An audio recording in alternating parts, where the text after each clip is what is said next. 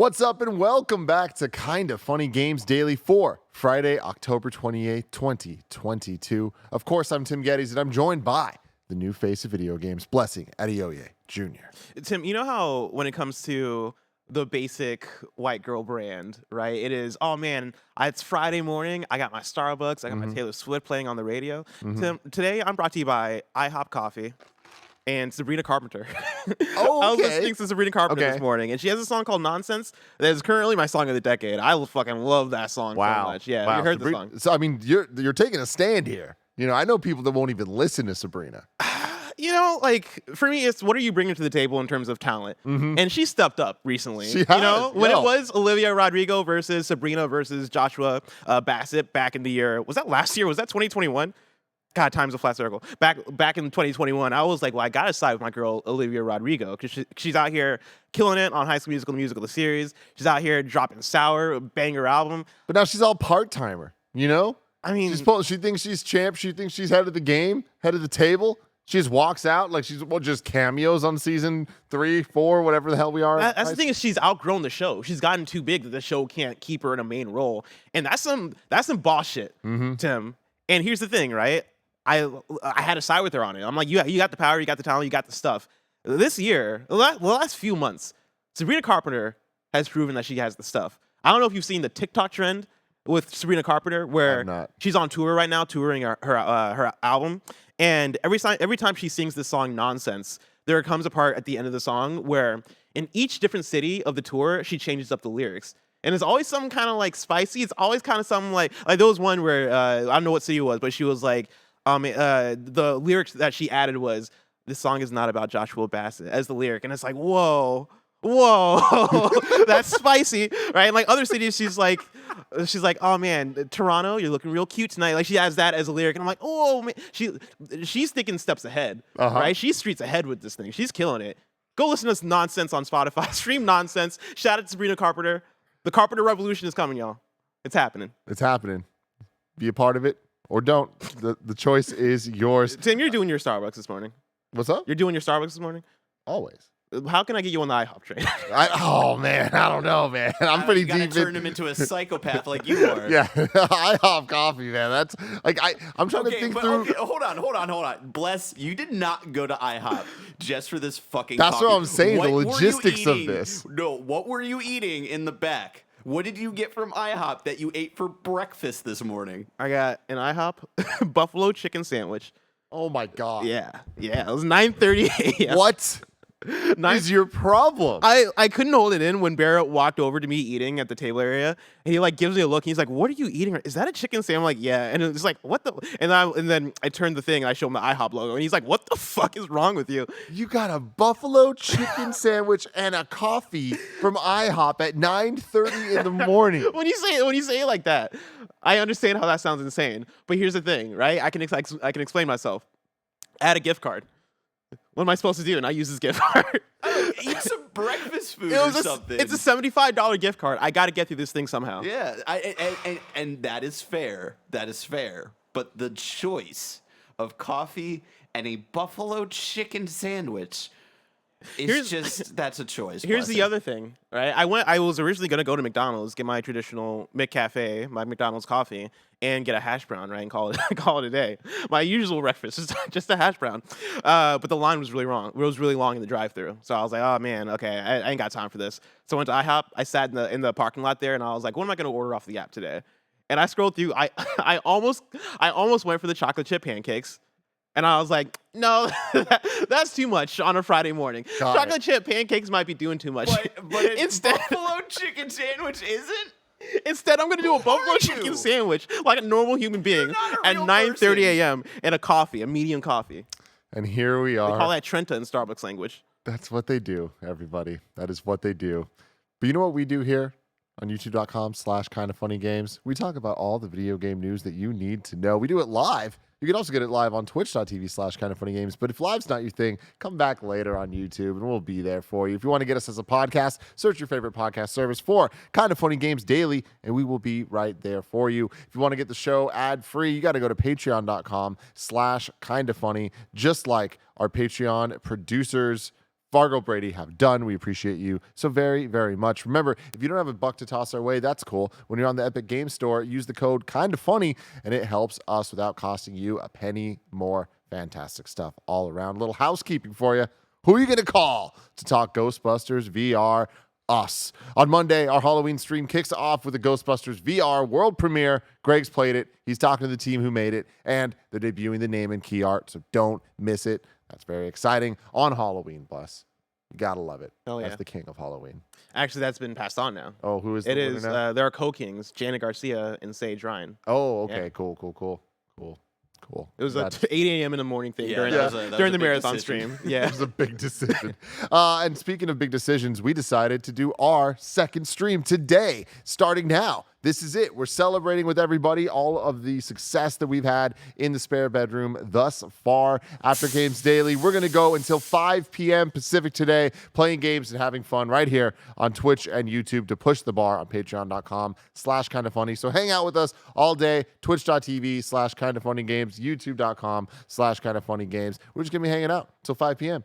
having fun. We're going to do some fun games together, some fun hangout times together. No matter what happens, it's going to be fun. What else do we got here for you? Housekeeping PSA. This comes from KDG. Clocks go back in Europe and UK this Sunday, the 30th. So Games Daily will be an hour earlier for the week until the US catches up. What was the verdict on daylight savings time? Because I know there was some back and forth there for a little bit. Are we still Yeah, doing I it? thought we were voting on if we didn't go to the Supreme Court, but also the Supreme Court is like a bunch of insane people right now. So yeah, I don't know. Kindoffunny.com/you're wrong. We still doing daylight savings? What's the vibe?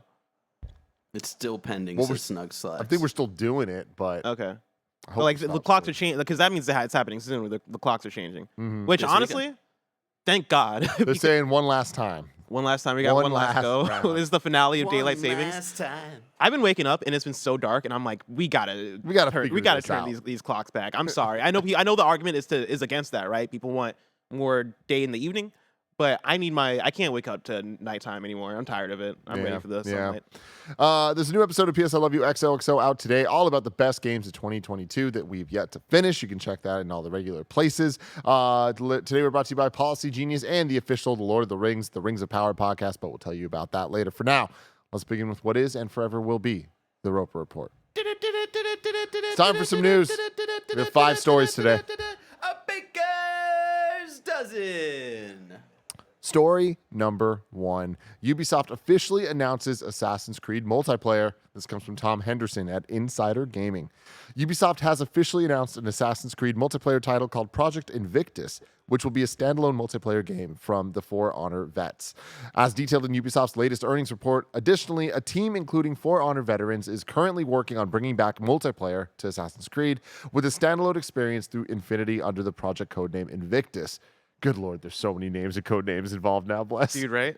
We got Project Hex, Project Red, Project Jade, Now Project Invictus. Mirage.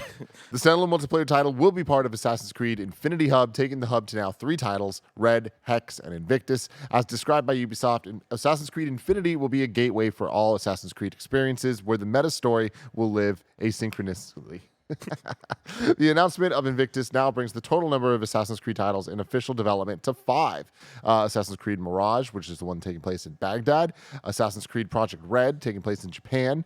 Assassin's Creed Project Hex, Central Europe. Assassin's Creed Project Jade is the mobile game set in China.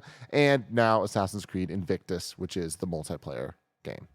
Oh yeah, this is pretty good news. I think it's fascinating in the context of just what Assassin's Creed is currently and what they're trying to build Assassin's Creed into. I think they could do a better job trying to explain Assassin's Creed Infinity, because I'm still just the tiniest bit confused about, like, okay, so is it a launcher?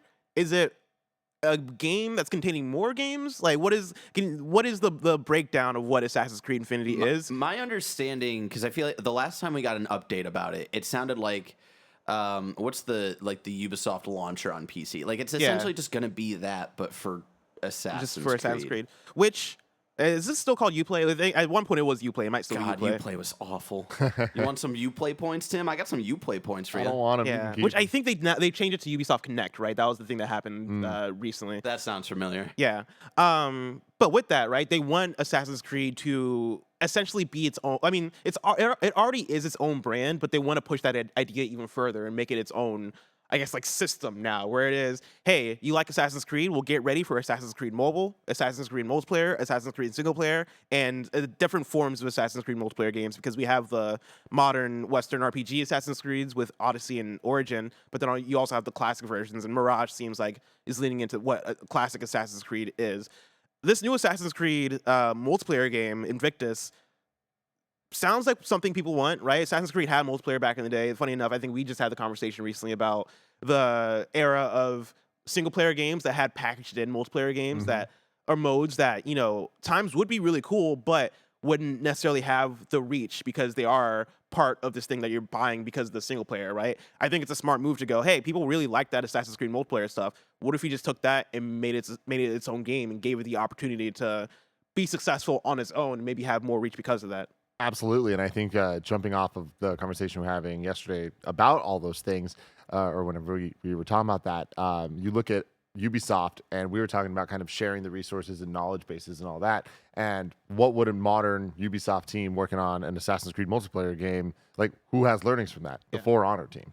Oh, right. So it like makes a lot of sense that Ubisoft is kind of doing exactly what we were talking about yesterday, which is taking their skill sets and applying it to brands that they know work, like Assassin's Creed, which Assassin's Creed's been many things over the years. And it sounds like with Infinity, they're trying to like simultaneously refocus all of that, but then also redefine all the verticals that Assassin's Creed can be and that will be going forward with mobile iterations, single-player iterations, bigger single-player iterations, and then multiplayer. Yeah, I mean, the fact that they had an Assassin's Creed showcase, I think, is the start of that. That is something that I'm sure they want to do regularly. I'm sure next year there's going to be another showcase that is, hey, here are updates on all these games we announced, and also here's more games. I know there's a rumored Assassin's Creed VR game as well that Insider Gaming was talking about as well. So, like, they're really going hard. It's the same that we talk about with PlayStation and even Nintendo when it comes to, hey, we have Mario as a franchise. What are all the different things we can do with Mario to get creative with it and also use the IP and get people all the different avenues they want? So Mario multiplayer in Mario Kart, right? Mario single player in the 3D Marios, Mario single player in the 2D Marios, right? Like Mario Party games. Like how many different versions of Mario can we make?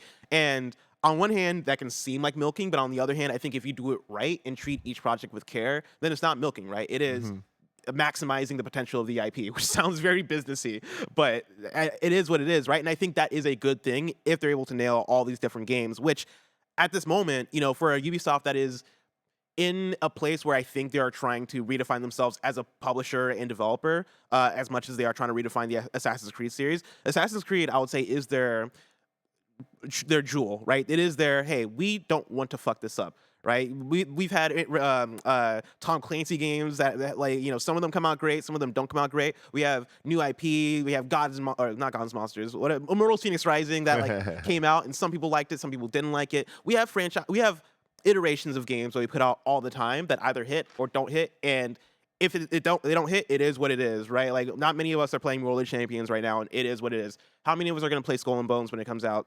Soon. No, not soon. It got delayed. When it comes out next year. I don't know. But if it doesn't hit, it is what it is. Assassin's Creed needs to hit. Like, I know Assassin's Creed has had misses in the past, but for where Assassin's Creed is at right now, between Origins going into Odyssey, going into Valhalla, all those games, for the most part, in the parts that matter, have had good reception.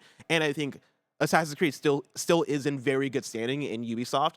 And it is maybe the only franchise that is at least at that good standing at Ubisoft. So you can't fuck this up. Yeah. And I mean, I think that goes back to a conversation we have often, which is what is Ubisoft nowadays? Like we've known what a Ubisoft game means for years, but that identity, I think, is no longer unique to them. That's kind of just transcended the industry overall when it comes to games and like that style of gameplay. But then you look at Ubisoft, and back in even 5 years ago, I feel like they had an identity that you can rely on of the balance and kind of breakdown of the types of games they were making, the IP that they were making, and all of that. You look at it now, and I feel like you're making a really good point about Assassin's Creed. Kind of like it needs to be good because we've already seen what happens to Assassin's Creed when it's not as well received. It's annualized, people love it, the games are great, but then all of a sudden the quality starts to waver a little bit, and then there's that tanking moment, right?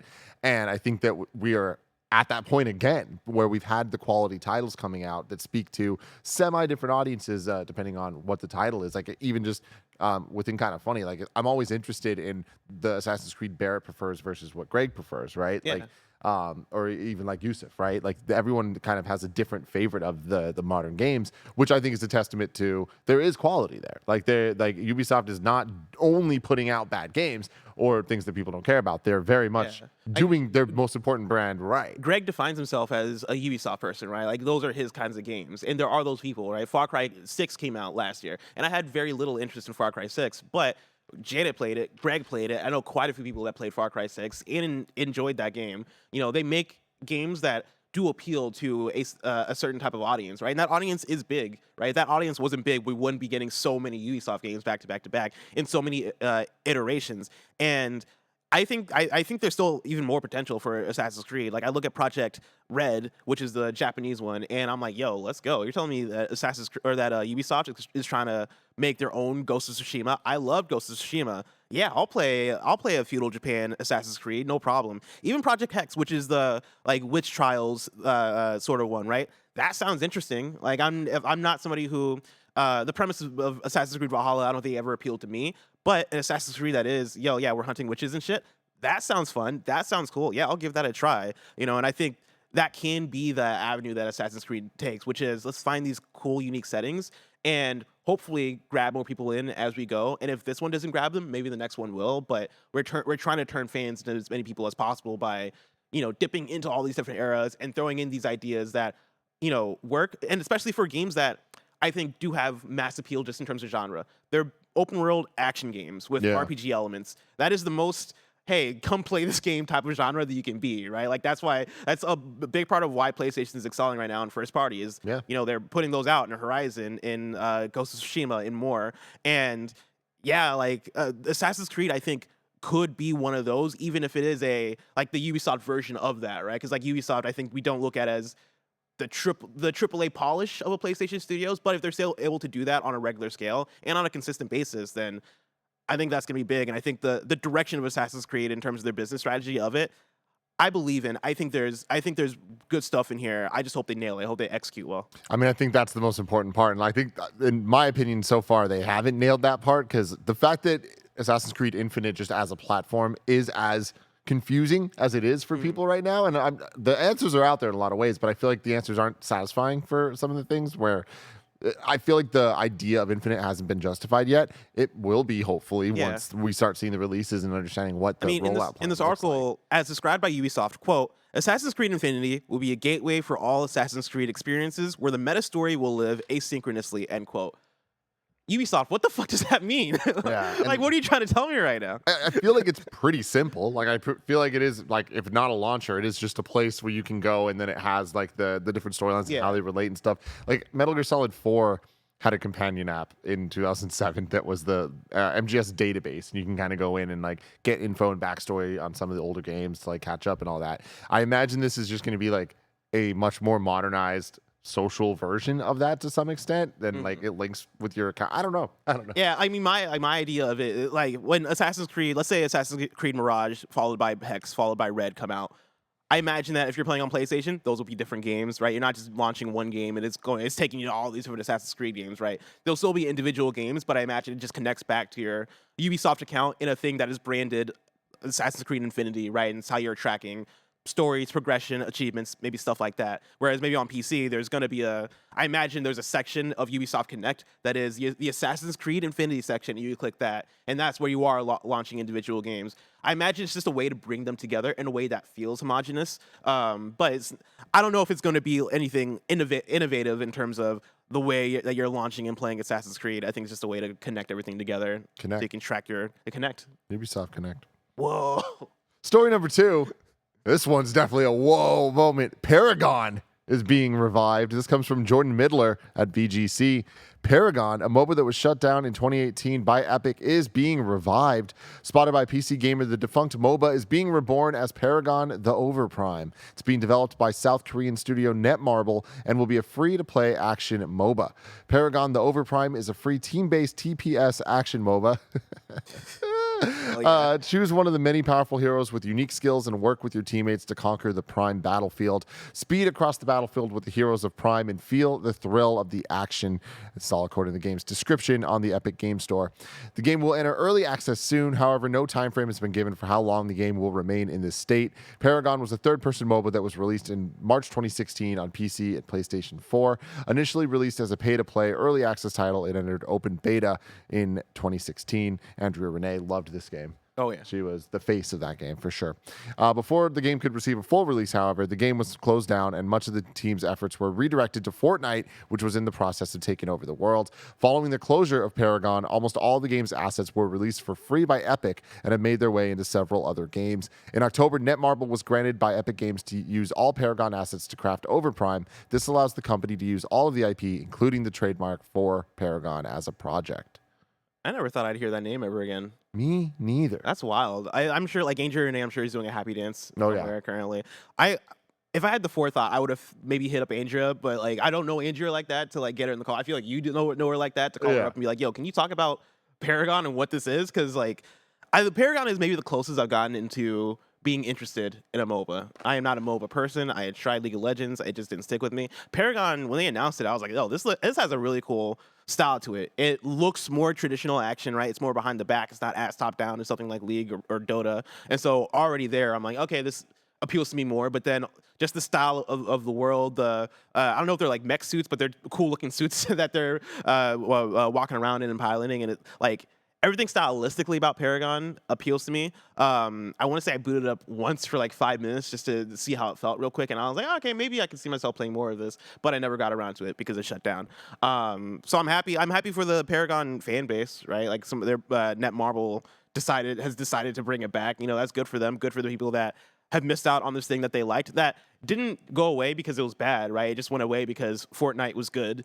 And Epic needed to pull resources away to make sure that Fortnite could grow the way that now Fortnite has grown. So, like, honestly, good move on you, Epic. You did the damn thing. And again, Buzz, we keep talking about similar things here, but it's like when there are these moments where different ideas in video games are able to kind of go through their testing and experimental phase, and then we understand, oh, these are the moves forward. These are the learnings from all of this of how to do this genre right or how to monetize this correctly. And I feel like now that Fortnite and all these other games have kind of proven the path forward, titles that didn't work before can come back and work now because Epic understands the correct way to create a good user experience and also make them money. Yeah. Which, like, that is the end goal for everybody, is everyone being happy, like getting a product that they like and the people getting paid for that product. Now, my question is, how much involvement will Epic have with this, if any? Because it seems like the whole thing was, you know, Epic, after Paragon shut down, they let people have their way, right? Like, hey, make stuff out of Paragon assets if you want. You know, we're not going to do Paragon anymore because we're focused on Fortnite. Netmarble comes through and they're like, yo, we're doing it all. Like, we're bringing back Paragon and we're crafting Paragon Overprime. I wonder if there's going to be any collaboration where they're like, hey, Epic, like, this is originally your thing. Do you want any say? Do you want to help us? You know, do you want to put this on your front page? Like, do you want to own this with us and like make sure this is as successful as it needs to be, or if it's just going to be a solo effort from Netmarble? Yeah, I mean, I think that's kind of the coolest thing of where Epic is now, is that they are so successful, and because they have their different avenues of revenue, whether it's making their own games or partnering with people or having the Epic Game Store itself, as well as engines and all this stuff, where they're kind of like, they have their hands in all the cookie jars in the industry. It's like they're allowed to kind of use that to help others, which then helps them. So it's like by giving other developers access to this stuff that will then be used on their game store, it's like they're going to make money from this, even if it is just a partnership of promoting it heavily for then player bases to be excited to play it. Then they get the money from that. Yeah. Was this ever one that appealed to you? No. That's fair enough. Yeah, I remember this. They ended PSX with this reveal. Oh, yeah. And it was holy shit! I forgot about that. That being the end was kind of like that was a choice for sure, especially for a PSX that started with Final Fantasy VII Remake. Yeah, which was so exciting. I think that was just that weird time where MOBAs were the biggest thing in the world, and there weren't really any on console, and so like they end with Paragon and go, hey, here's a dope ass MOBA that's coming to PlayStation console exclusively. Like, oh, let's go. But it is the thing of like, wait, really? This is what you're ending with? But I remember, I think that was the thing that originally sold me. Where I was like, Oh, this is a weird thing to end with. I don't know if it's my jam, but it looks cool. Like Yeah. it looks interesting, so maybe I'll give it a shot. Story number 3. Sega claims the Sonic franchise has surpassed 1.5 billion in sales and downloads. This comes from Jordan Midler at VGC. Why is the headline Sega claims as if Okay. we don't believe them? Well, that was the first thing I noticed when I was copying over the article. I was like, "What the fuck? What do you mean Sega claims? All right, it's fucking put some respect on Sonic's can we just name." leave Sonic alone? Did anybody double check their sources? You know, Why do you think they're lying about Sonic? It has movies. It has multiple movies. Yeah, Sonic does well. Oh, that's so freaking funny. Sega's published updated sales of its biggest franchises and claimed that the Sonic franchise has cleared 1.5 billion units. This number includes free premium game sales as well as downloads of the various Sonic free-to-play titles that have been released over the years. That's weird. That's a weird way to phrase that. There's a lot of justification from Jordan Midler going on in this article. Okay. Yeah. So maybe that's why the claims is coming into play. Well, the franchise sold well at the peak of its powers. Shout out to you, Jordan Midler. You're making my morning here. At the peak of its powers in the 90s and continued to have a strong following despite the disappointing commercial and critical reception of some titles in the 2000s, the explosion of the mobile market's taken the Sonic franchise to new heights. Since 2013, Sega's released Sonic Dash, Sonic Runners, Sonic Dash 2, Sonic Boom, and Sonic Runners Adventures on mobile. These endless runner games are free to play but feature microtransactions. Factor in the various sequels and free-to-play versions of the original Sonic titles, and it becomes clear that much of the 1.51 billion number is made up of free-to-play mobile downloads. For example, the most popular of the Endless Runner games, Sonic Dash, has reportedly surpassed 500 million downloads as of 2021, making up over one-third of the franchise's overall units with one game. Wow. Sonic Forces Speed Battle, a mobile game from 2017, reportedly passed $94 million downloads as of April 2022. Google's Play Store also offers some insight into how the games have performed as it places badges denoting how many times the game's been downloaded on popular titles. Sonic Dash has a 100 million plus downloads badge, while Sonic Forces, as well as several other Sonic titles, including a re-release of the first game, have the 50 million plus downloads. Here's what I need from you, Jordan Midler. All right? Let's quiet down. Let's Sega have their win. Let them say that the Sonic franchise has surpassed 1.5 billion sales and downloads. Okay, you don't need to double check this. You just proved why this is the case. Is it all free mobile game downloads? Maybe, but quiet down a little bit. All right, a win is a win. So freaking a win funny. is a win. Tim. Just give it to him. Give it to him, man. God This damn little it. hedgehog's been running for 30 years. Let him have something. Let him have 1.5 billion. God, that is a wild number to think about, though, right? Yeah, but it's a wild number. But given Jordan Midler's explanation, does make sense. There have been Sonic is a big IP, and there have been hella free mobile games with that big Of varying IP. quality. Like Varying quality, some for of these sure. games, they're pretty fun. Like I've played, maybe not the majority of these, but I've downloaded some of them and had a good time with them. They're endless runners with Sonic. It kind of makes sense. Yeah, and even when we're talking about, I know most of this is the mobile stuff, but even when we're talking about traditional Sonic games, I personally have bought a lot of individual Sonic games, right? I couldn't tell you how many times I probably bought Sonic 1 through 3, Yeah. let alone, like the PS2 games. And there have been a lot of iterations of each generation has a lot of Sonic games on it. And I've played and bought a lot of those games. And I'm sure there are a lot of people like me that are buying a lot of these games, right? If you're talking about just pure console, like traditional console sales of Sonic, of course, it's not 1.5 billion sales, because what has 1.5 billion?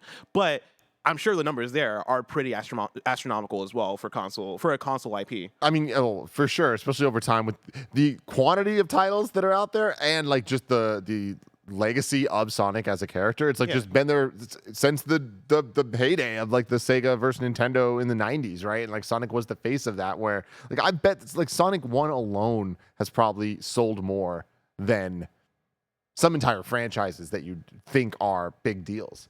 For sure, yeah. You know, like how much did Sonic 1 sell? Hold on. Tim is doing some. And I wonder if Google even searching. just like console versions, because like Sonic 1's also on mobile, which is cheating in some ways, but also It's Sonic 1, right? Yeah. man. It's still Sonic 1. Yeah. It's a port. Portland Kevin in chat says, "Is Sonic Colors any good? Never played that one. It's pretty good."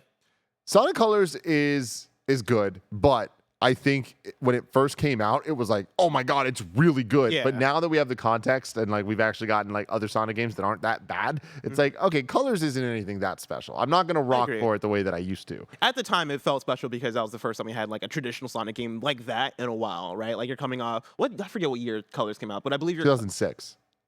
No, because Sonic 06 came out in 06. So Colors would have came out in like 08 probably. 08, yeah. 08, 09, like Damn. that era. So like you're coming off of 06, which was a tragedy. You're coming off of Unleashed, right? You're coming off of well, I think you might have been coming off of the other Wii titles as well. So Sonic and the Black Knight and Sonic and the Secret 7 Rings. Sacred Rings, the 7 Infinity Rings. Stones rings. Yeah.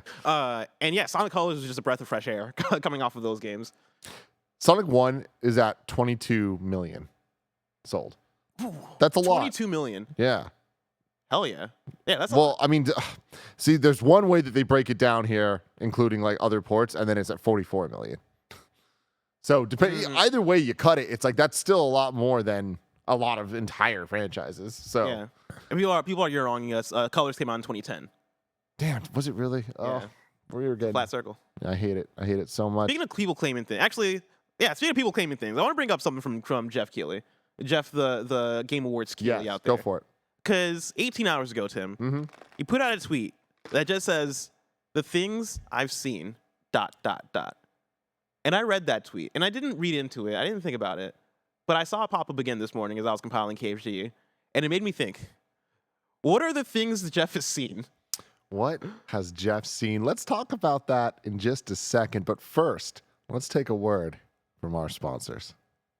You know what I have? No, besides a game award, life insurance. I want to make sure that if anything happens to me, my family's taken care of, and you should do the same. And since life insurance typically gets more expensive as we age, now is the time to buy. I didn't get my first life insurance policy until Ben was born, but it feels great knowing that no matter what, Jen and him are going to be okay. No matter what. Policy Genius was built to modernize the life insurance industry.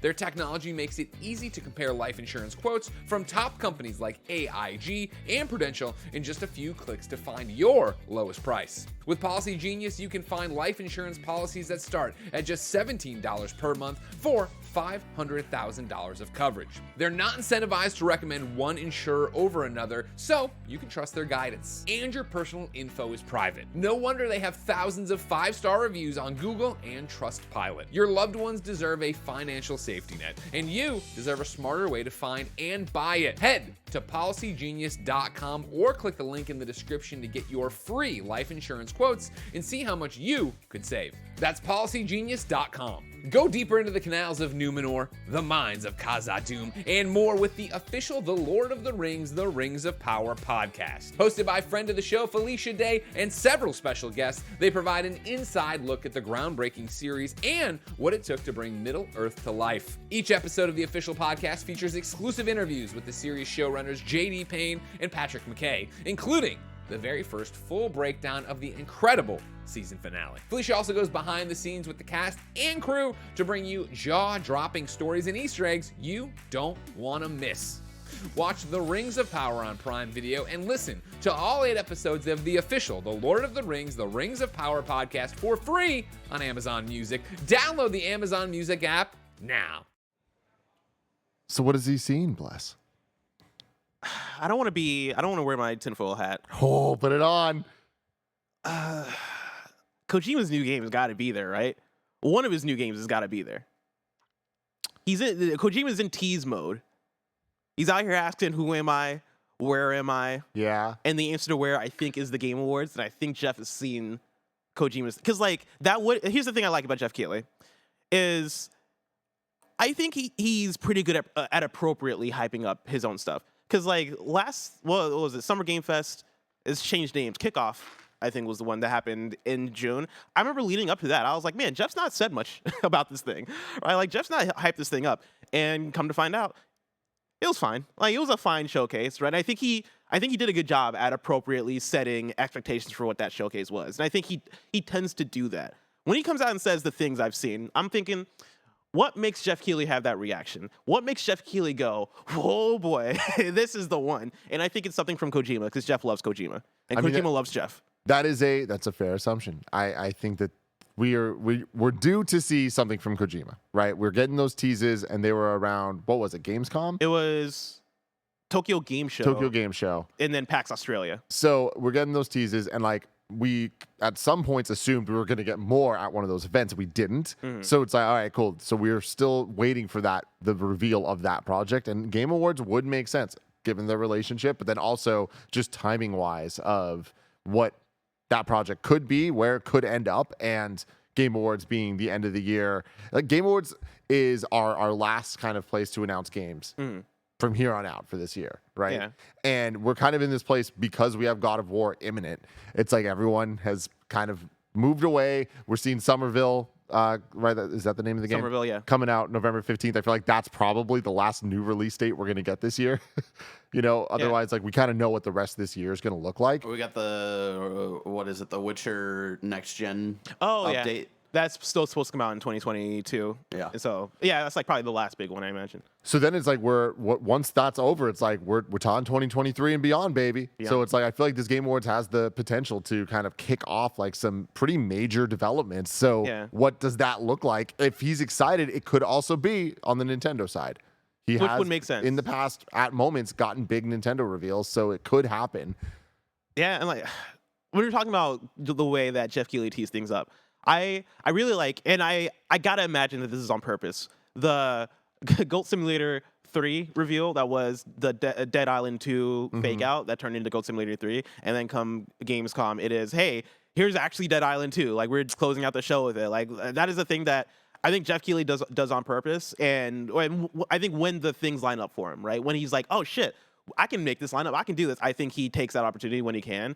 And I think Kojima coming out to announce his podcast on at Gamescom, I know this is probably feeling like a stretch here. It's probably feeling like a stretch. But I can see the reaction of, hey, let's give people a tease. Let's show Kojima's face at Gamescom, make people go, whoa, Kojima's here, and then turn it into a Spotify podcast just so we can come back at the next thing and go, oh, but now here's a Kojima game. That's not outside the realm of possibility for Jeff. I think that's something Jeff would do to have fun with it, let alone like, I brought this up to Greg a few episodes ago that Kojima at Konami put out Metal Gear Solid 5 in 2015. Death Stranding came out 4 years later, 2019. We are now about to be 4 years past Death Stranding. Wow. Once we hit 2023, what are the chances that a game is announced at Game Awards and has a either 2023 window attached to it or 2024? Yeah. I feel like that we're getting to the point where that's becoming more and more likely because it's been a while now since we've seen Kojima's last thing. Yeah. That's a really good point. I mean, I imagine we're going to get that. What else besides Nintendo and Kojima? What else could he be talking about? Spider-Man come out to play. Oh, that's a good one actually, because we've not got a PlayStation showcase. It doesn't seem like we're getting a PlayStation showcase this year. Spider-Man 2, I think, is primed to be shown off after God of War Ragnarok is released and they're done promoting. Like PlayStation's done being all ships ahead for Ragnarok.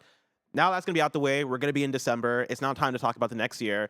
There's not really anything PlayStation first party wise that is cemented. Like, hey, they've done a lot of marketing for. There's the Final Fantasy games, which aren't first party but are exclusive. But Spider-Man 2 has had one trailer a year ago, right? And it said 2020. I forget. I guess it said 2023. I think that's the only thing first party wise, PlayStation Studios, kindoffunny.com, since you're wrong, that they have announced. Yeah, come out and show Spider-Man 2 and make that the next, big PlayStation unicorn game on the horizon. I mean, I really, really hope so. I would love that. I just racking my brain right now trying to think Game Awards or just Keighley events in general don't traditionally have PlayStation Studios banger reveals. That was a shot in the dark, For honestly. sure. But I mean, there's a lot of good points to be made of there hasn't been a PlayStation showcase, and like I'd imagine PlayStation would want to have one and would want to save everything it has for that whenever they're ready for it. Game Awards do have a lot of eyes on them. I am always hopeful that Jeff can get all of the big reveals, like because I like when they're in one place and like they're able to tell a story with the Game Awards. But I'm interested in the like overall. What reveals can Jeff even get at this point? Because he has gotten PlayStation. That's the thing is, Last look of at Us Kickoff. Was revealed. Last of Us, the original Was Game revealed Awards. at Game Awards. And then the Last of Us factions, like the little first image or whatever. So it's like.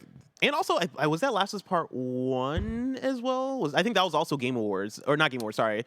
Summer Game Fest kickoff. Yeah, because that was that leaks the morning it was supposed to be announced, and then they were all like deflated on the stream about it. That was a big Naughty Dog blowout that he had at Summer Game Fest kickoff, which when you look at the tiers of, I think the way Jeff Keighley plans and looks at his events, I don't think that it goes Game Awards kickoff, Gamescom opening night live, right? Like I think Game Awards is his premiere. This is where I'm putting all my stuff into, and I think with that, if you're getting a Naughty Dog blowout at kickoff, what can you get at Game Awards? I think you could get a Spider-Man 2 trailer. I think you could get maybe a Factions trailer, even though I don't expect that because they said next year we'll get the full look of it. But I think we can think in that realm. Yeah. Well, Jeff, what have you seen? What have you seen, Jeff? Let us know. Let us know in the comments My below. DMs are open, Jeff. Moving to story number 4, Steam's changing its big picture UI to match Steam Deck. This comes from a press release. We're preparing to update big picture mode with the new interface redesigned for Steam Deck, and today we're making it available for testing. This update's been a long time coming, and we're excited to start gathering community feedback.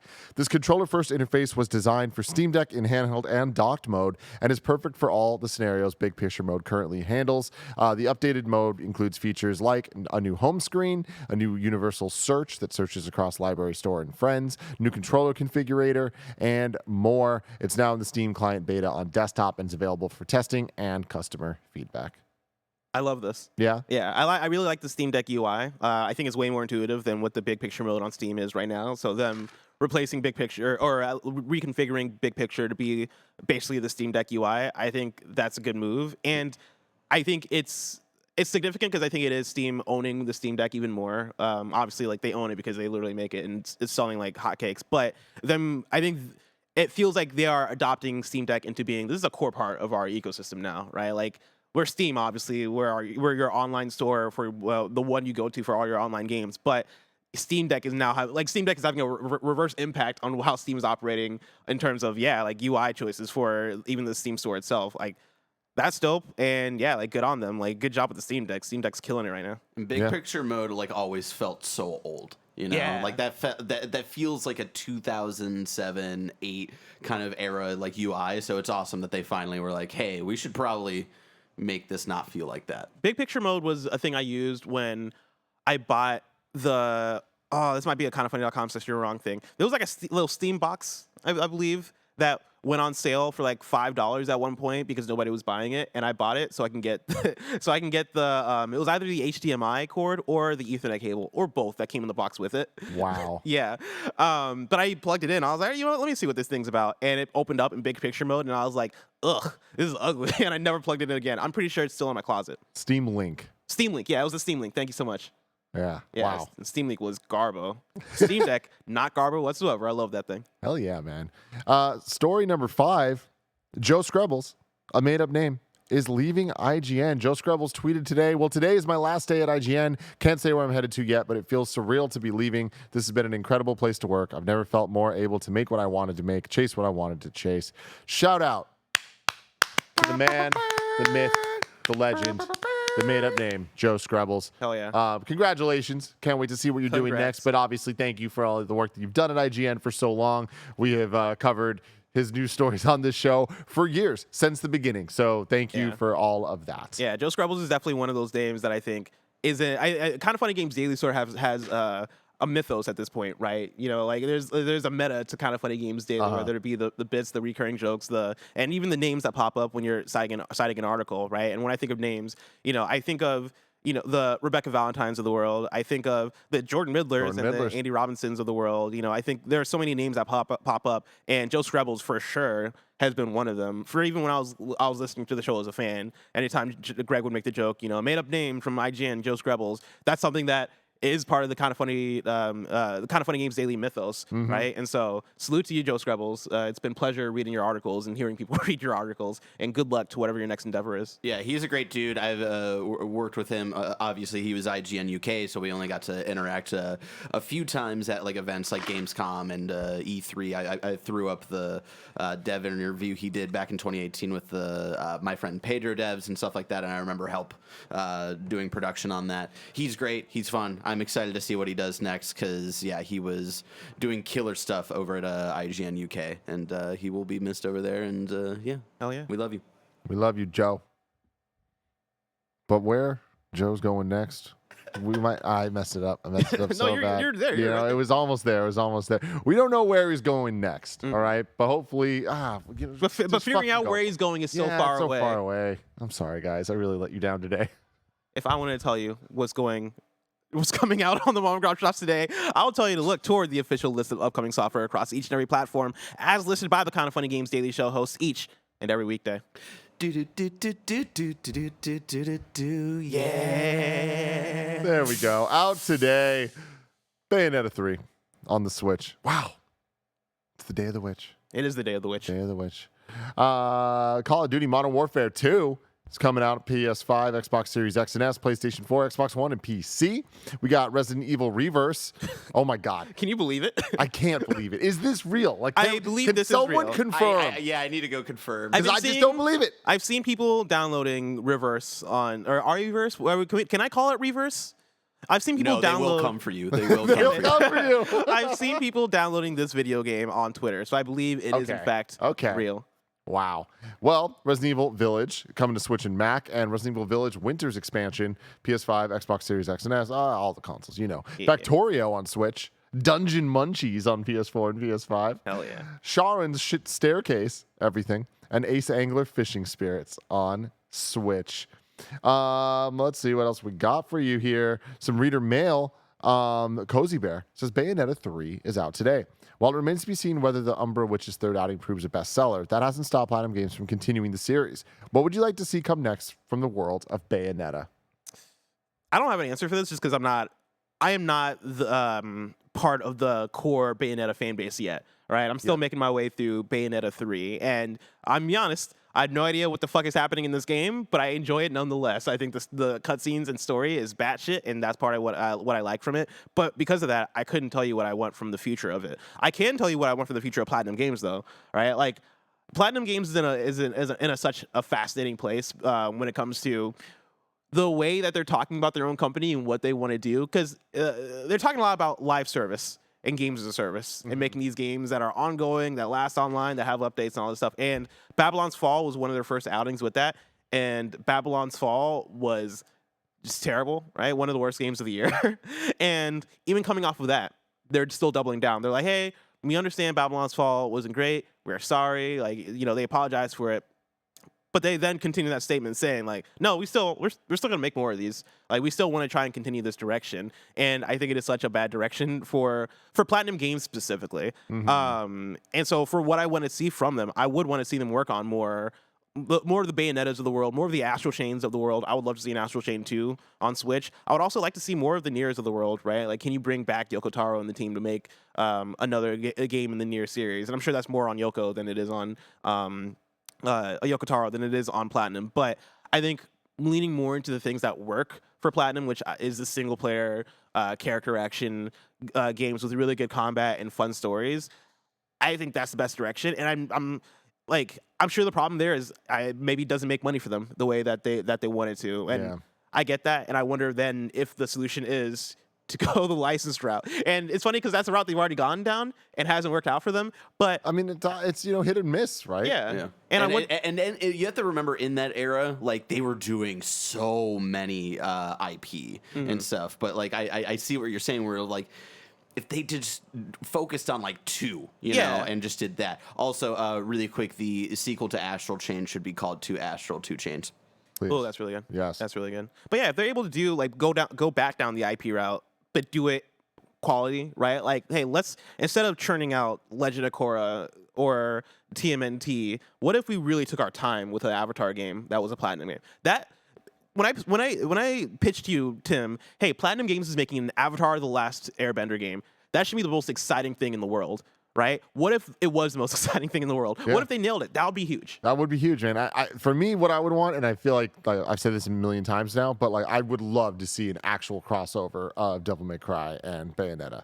And I feel like Ooh, that'd be having like the Capcom teams work with the good Platinum teams and try to come up with a way to make that actually work interestingly from a gameplay perspective.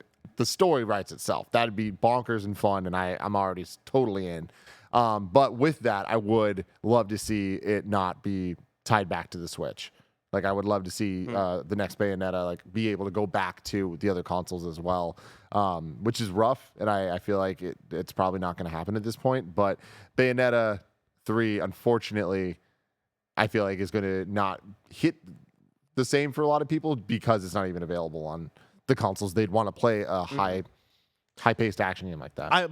I wish Bayonetta 3 came out in year 1 or 2 of the Switch, because I think that was that glowing period of, oh man, it's on the Switch, I'm gonna buy it. I have to get it, right? And like we were seeing the Switchification of every single Nintendo franchise. Of it comes out on the Switch, and now it is having its highest sales volume ever. And I think that'll happen for Bayonetta 3.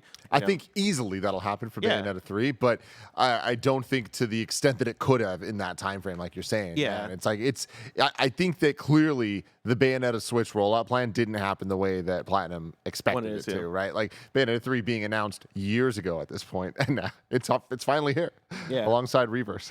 I'm on the Platinum Games website because I know they announced the Platinum 4, the Platinum 5. They had a slate of games that are coming up for Platinum that they announced, right? And one of them is Project GG, which is or Project A Go-Go, I guess. Maybe that's the tagline, but that is the third iteration of the Hero trilogy, right? Between Wonderful 101 and the what was it? What was the other one?